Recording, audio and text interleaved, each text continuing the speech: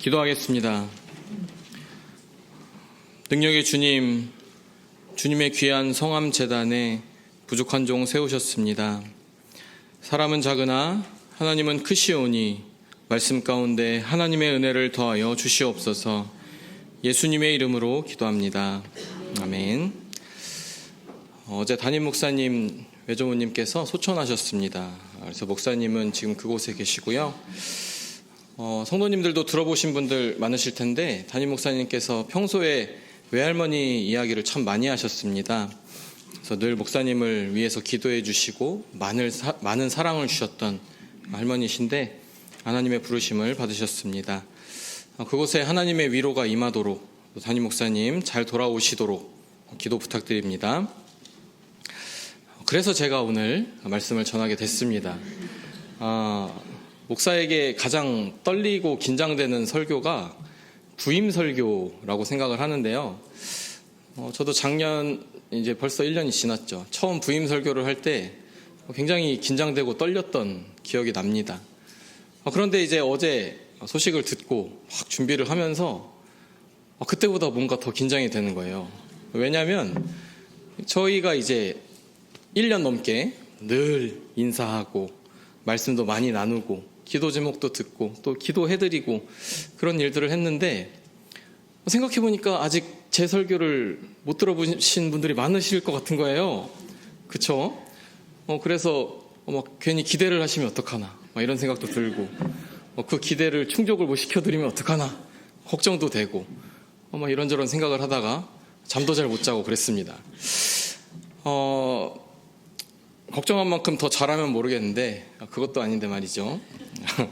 하나님께서 말씀 가운데 특별한 은혜를 주시라고 구하고 또 구했습니다. 그래서 그 은혜가 여러분에게 임할 줄로 믿습니다. 우리가 신앙생활을 하면서 가장 중요하게 붙들어야 하는 믿음은 무엇일까요? 여러 가지가 있겠지만 그 모든 믿음의 출발점은 바로 이것이라고 생각을 합니다. 바로 하나님이 살아계시며 지금도 우리와 함께 하신다는 믿음인 거죠. 히브리서 11장 6절은 이렇게 말씀하십니다. 믿음이 없이는 하나님을 기쁘시게 하지 못하나니 하나님께 나아가는 자는 반드시 그가 계신 것과 또한 그가 자기를 찾는 자들에게 상 주시는 이심을 믿어야 할지니라. 아멘. 하나님께 나아가는 사람은 반드시 하나님이 계신다는 사실을 믿어야 합니다. 하나님은 단순히 과거에 존재했던 분이 아닙니다. 성경 속에서만 역사하셨던 분도 아닙니다. 지금도 살아계시고 지금도 역사하시며 지금도 우리와 함께 하시는 분이십니다. 하나님이 안 계신 것이 아닙니다. 하나님은 늘 계십니다. 문제는 우리가 그분의 임재를 의식하지 못할 때가 많다는 것이죠. 오늘 본문의 야곱이 바로 그런 사람이었습니다. 야곱은 하나님을 모르는 사람이 아니었습니다. 야곱의 할아버지가 누굽니까? 아브라함이잖아요.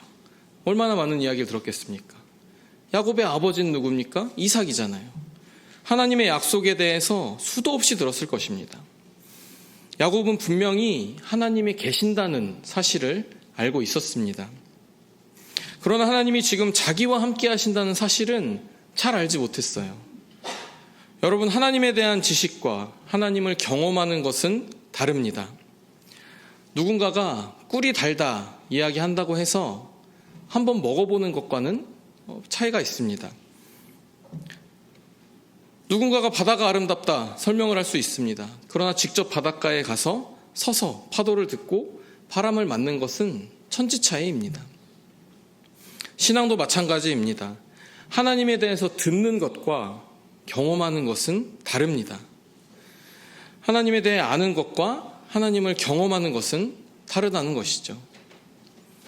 야곱은 하나님에 대한 지식은 있었지만 하나님을 경험하지는 못했습니다. 그래서 그는 자신의 머리를 더 신뢰했습니다. 자신의 방법을 의지했습니다. 하나님의 약속을 기다리기보다 인간적인 방법으로 축복을 얻으려 했어요. 결국 형 에서를 속였습니다. 아버지 이삭도 속였습니다. 장자의 축복은 받았습니다. 그런데 여러분, 하나님 없이 얻은 축복은 축복이 되지 못합니다. 축복은 받았지만 평안을 잃어버렸습니다. 장자의 권리는 얻었지만 가족을 잃었습니다. 결국 형의 분노를 피해서 도망자가 되어 광야길로 나가게 됩니다. 아마 야곱은 그날 수많은 생각을 했을 것입니다. 내가 왜 이런 상황에 처하게 되었을까? 앞으로 어떻게 살아야 할까? 형이 나를 찾으면 어떡할까? 집에 다시 돌아올 수 있을까? 그는 두려웠을 겁니다. 외로웠고 불안했을 겁니다. 낮에는 뜨거운 태양 아래를 걸어야 했고 밤에는 광야의 차가운 바람을 견뎌내야 했습니다.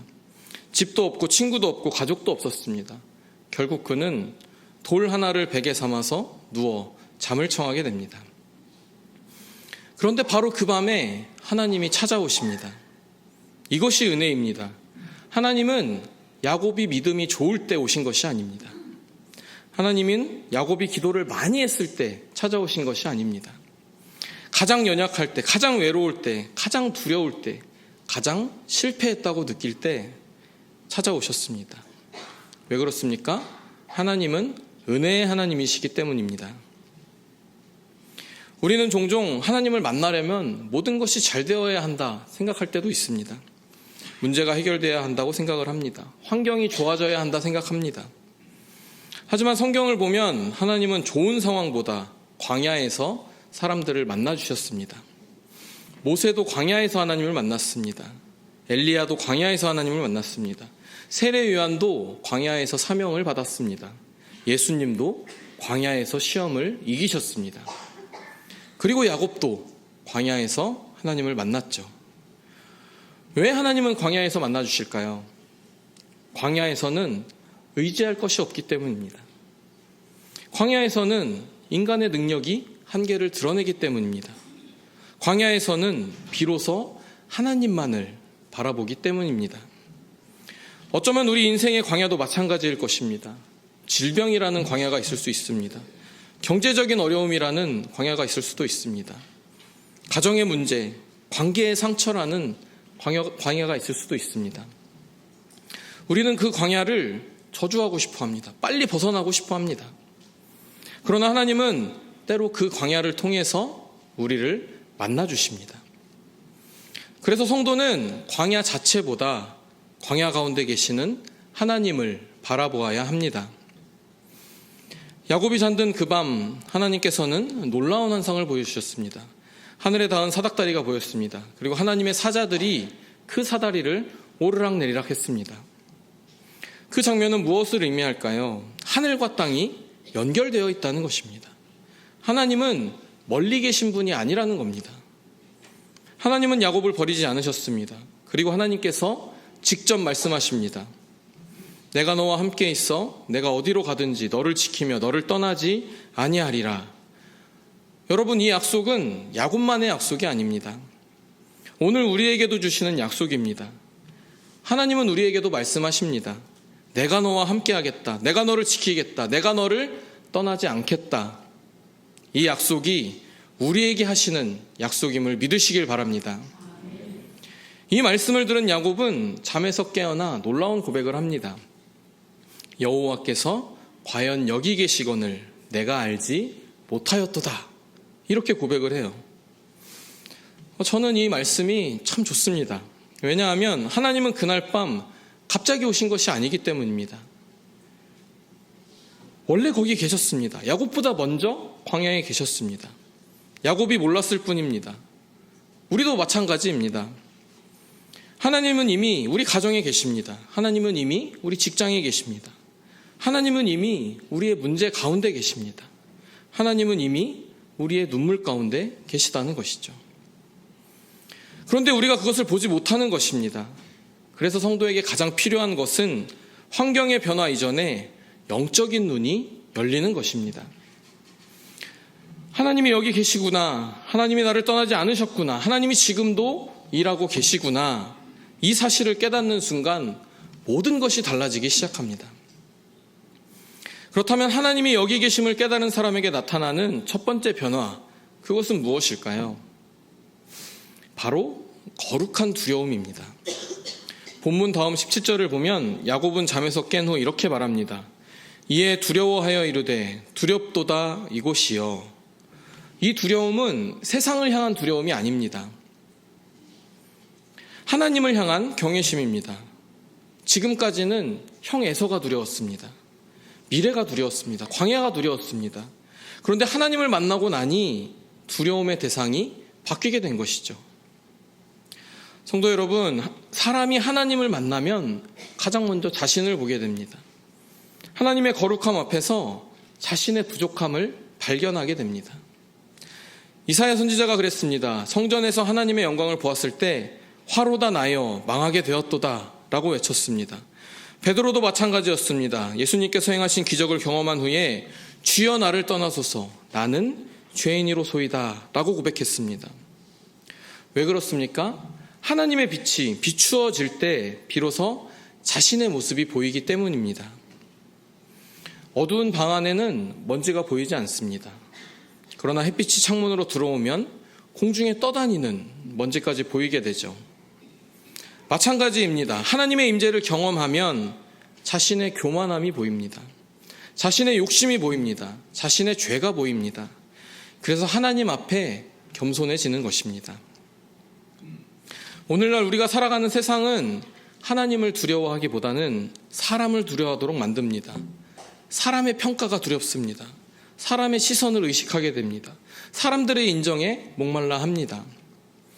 그러나 하나님을 경외하는 사람은 사람의 시선보다 하나님의 시선을 더 중요하게 생각합니다. 왜냐하면 하나님이 여기 계시기 때문입니다. 예전에 영국 뉴캐슬 대학교에서 정직의 상자라는 이름으로 진행한 실험이 있습니다. 무인 커피 판매대를 설치해 놓고 한 주는 꽃 그림을, 한 주는 사람의 눈 그림을 번갈아 가면서 10주 동안 설치를 했습니다. 그 결과 눈 그림이 붙여 있을 때, 눈 그림이 있을 때 사람들이 정직하게 더 3배 많은 돈을 냈다고 합니다. 실제로 누가 보고 있는 것이 아니에요. 그런데도 누가 보고 있다는 그 인식이 행동을 바꾸어 놓은 것입니다. 하물며 하나님께서 우리를 보고 계시다, 이 사실을 믿는다면 우리의 삶이 얼마나 달라지겠습니까? 사람이 보지 않아도 정직하게 살게 됩니다. 손해를 보더라도 바르게 살아가게 됩니다. 죄를 멀리하려고 노력하게 됩니다. 왜냐하면 하나님이 여기 계시기 때문입니다. 하나님이 여기 계심을 아는 사람의 두 번째 특징은 세상 앞에서 담대해진다는 것입니다. 참 신기해요. 하나님을 두려워하는 사람은 세상을 두려워하지 않습니다. 반대로 하나님을 두려워하지 않는 사람은 세상을 두려워합니다. 사람을 두려워하고 환경을 두려워합니다. 그러나 하나님이 나와 함께 하신다는 사실을 믿는 사람은 담대해집니다. 다윗이 그 대표적인 인물입니다. 그는 수많은 위기를 경험했습니다. 어린 시절에는 사자와 곰의 위협을 받았고 청년이 되어서는 골리앗과 싸워야 했고 사울왕에게 쫓겨다니며 생명의 위협을 받았습니다. 왕이 된 후에는 끝없이 전쟁을 치러내야만 했습니다. 그러나 그는 이렇게 고백합니다. 내가 사망의 음침한 골짜기로 다닐지라도 해를 두려워하지 않을 것은 주께서 나와 함께 하심이라. 아멘. 여러분, 다윗이 두려움이 없는 사람이라서 그런 것이 아닙니다. 다윗도 두려웠습니다. 그러나 두려움보다 하나님이 더 크게 보였던 것입니다. 문제가 없어지는 것이 아닙니다. 문제보다 하나님이 더 크게 보이는 것입니다. 광야가 사라지는 것이 아닙니다. 광야에 계시는 하나님을 발견하는 것이죠. 우리의 삶에도 이 사망의 음침한 골짜기 같은 순간들이 있습니다. 검사를 받고 병원 진료를 기다리는 순간이 있을 수 있습니다. 사업 실패를 경험할 수도 있습니다. 자녀 문제로 눈물을 흘릴 수도 있습니다. 그런데 성경은 말합니다. 주께서 함께 하심이라. 하나님은 평안한 곳에만 계시는 분이 아닙니다. 광야에도 계십니다. 눈물 가운데도 계십니다. 실패 가운데도 계시고 절망 가운데도 계십니다. 그래서 우리 성도는 어떤 상황에서도 소망을 잃지 않는 것입니다. 마지막으로 하나님이 여기 계심을 깨달은 사람은 예배자가 됩니다. 야곱은 하나님을 만난 후 그곳의 이름을 베델이라 불렀습니다. 베델은 하나님의 집이라는 뜻이죠. 그리고 돌기둥을 세우고 하나님께 예배를 드립니다. 누가 시킨 것입니까? 아닙니다. 자발적으로 예배합니다. 왜 그렇습니까? 하나님이 실제가 되었기 때문입니다. 하나님을 경험한 사람은 예배하지 말라고 해도 예배합니다. 기도하지 말라고 해도 기도해요. 왜냐하면 하나님이 살아계신 분이라는 그 사실을 알기 때문이죠. 노아가 방주에서 나온 후 가장 먼저 한 일이 무엇입니까? 제단을 쌓았습니다. 아브라함은 가는 곳마다 제단을 쌓았습니다. 모세는 성막을 세웠습니다. 다윗은 찬양했습니다.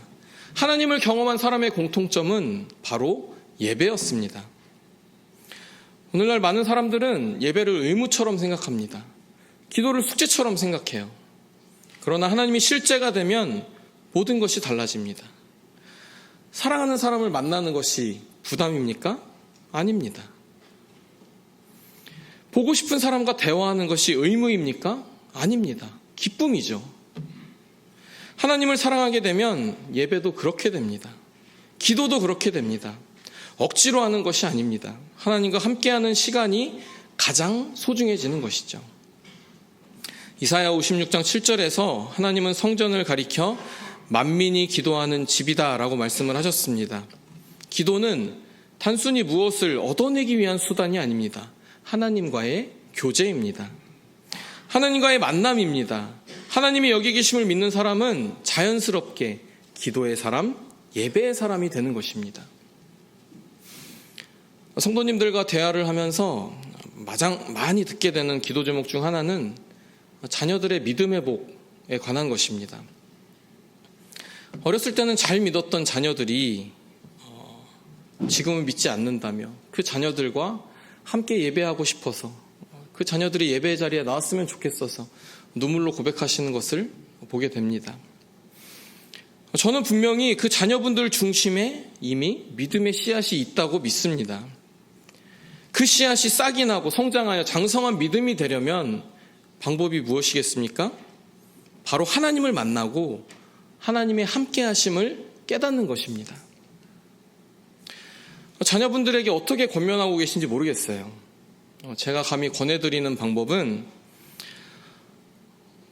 너 요즘 교회 가니? 매주 가니? 혼자 가니? 둘이 가니? 애들은 가니? 뭐 하고 있니? 너 그러다 벌 받으면 어떡할래? 그러다 지옥 간다! 뭐 이렇게 말씀하시는 분은 없을 거예요.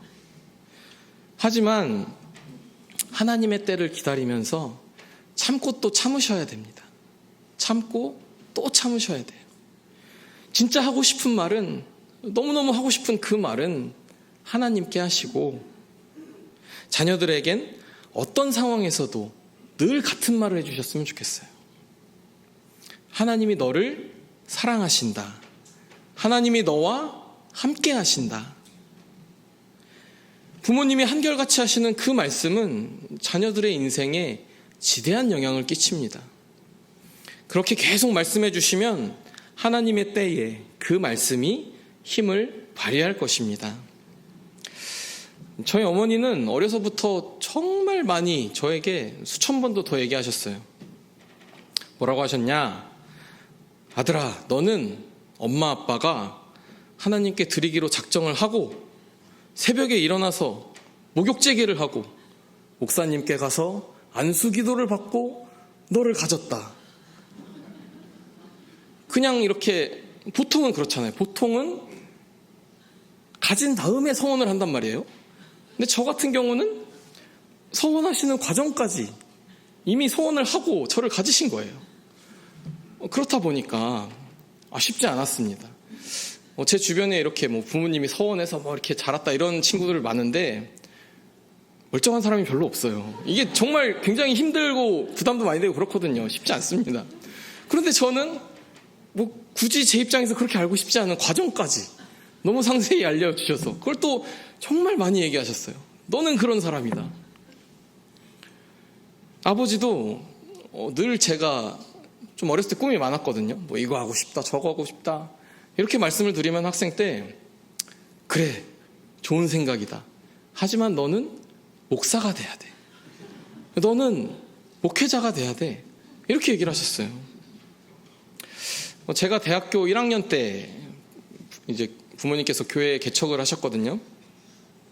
그래서 교회 건축부터 수년간 모든 과정을 보면서 제가 마음속에 자꾸 그런 생각이 들더라고요. 이 집안에서 나라도 돈을 벌어야겠다. 그 생각을 정말 많이 했습니다. 그때 저희 형은 이미 신대원에 다니고 있었어요. 뭐 형이라고 피해갈 수 있겠습니까? 형도 이미 신대원을 다니고 있었고, 자, 그래서 또 저희 형이 공부를 잘했거든요. 그래가지고 내가 열심히 돈 벌어서 교회 헌금도 많이 하고 우리 형 학비도 좀 보태주고 그래야겠다. 그때 또 제가 학생인데 뭐 여러 가지 부업을 해봤는데 잘 되더라고요. 그렇게 어렵지 않았어요. 그래서 막 돈을 막 벌어보면서 그래 이거다 해서 기쁜 마음으로 아버지한테 또 들고 갔습니다. 아버지, 집안에 누구 하나 돈을 벌어야 되지 않겠습니까? 그러면서 제가 막 길게 얘기를 했던 것 같아요. 그런데 저희 아버지가 제 얘기를 한참 들으시더니 이렇게 말씀하셨어요.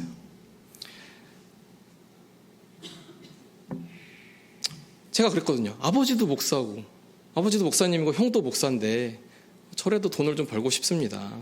그랬더니 아버지가 이 길이 너무 어렵고 힘들다. 그래서 우리가 해야 되는 거야 아들아. 이렇게 얘기를 하셨어요.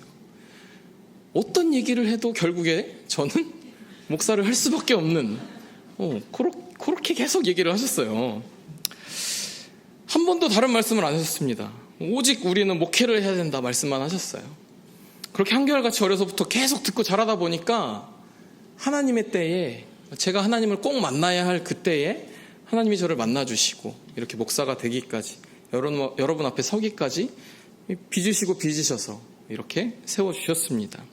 은혜로 인도해 주셨어요. 정말. 여러분들께서도 너무 답답해하지 마시고 또 속상해하지 마시고 지금의 자녀분들 곁에 계신 그 하나님을 믿고 말씀해 주세요. 하나님이 너를 사랑하신다. 하나님이 너를 사랑하신다. 하나님이 너와 함께 하신다. 그리할 때에 지금은 겨자씨 같은 믿음일지라도 그 믿음이 자라나 믿음의 가문의 대를 잇는 장성한 분량의 신앙이 될 줄로 믿습니다. 사랑하는 성도 여러분, 오늘 이 야곱의 인생을 바꾼 것은 환경의 변화가 아니었습니다. 광야가 사라진 것도 아니었습니다. 문제가 해결된 것도 아니에요. 그의 인생을 바꾼 것은 하나님의 임재를 깨달은 그 사건이었습니다. 여호와께서 과연 여기 계시거늘 내가 알지 못하였도다. 이 고백이 오늘 우리의 고백이 되길 원합니다. 우리의 기도 가운데 계십니다. 우리가 보지 못할 뿐 하나님은 지금도 일하고 계세요. 그러므로 이번 한 주간 어디를 가든지 하나님이 함께 하신다는 믿음으로 살아가시기를 바랍니다. 기쁠 때에도 하나님이 계십니다. 슬플 때에도 하나님이 계십니다. 성공할 때에도 실패할 때에도 건강할 때도 병들었을 때도 하나님이 계십니다. 우리보다 앞서가시고 우리를 곁에서 붙드시고 끝까지 우리를 인도하시는 하나님을 신뢰하시길 바랍니다. 야곱이 광야에서 발견한 하나님, 다윗이 사망의 음침한 골짜기에서 경험한 하나님, 제자들이 풍랑 가운데 만난 하나님이 바로 오늘 우리와 함께 하시는 하나님이십니다. 늘 여호와께서 과연 여기 계시거늘 이라는 믿음의 고백으로 살아가며 하나님을 경외하고 세상 앞에서는 담대하며 예배와 기도가 살아있는 베델의 삶을 살아가는 저와 여러분들 되시기를 주님의 이름으로 축원합니다. 기도하겠습니다.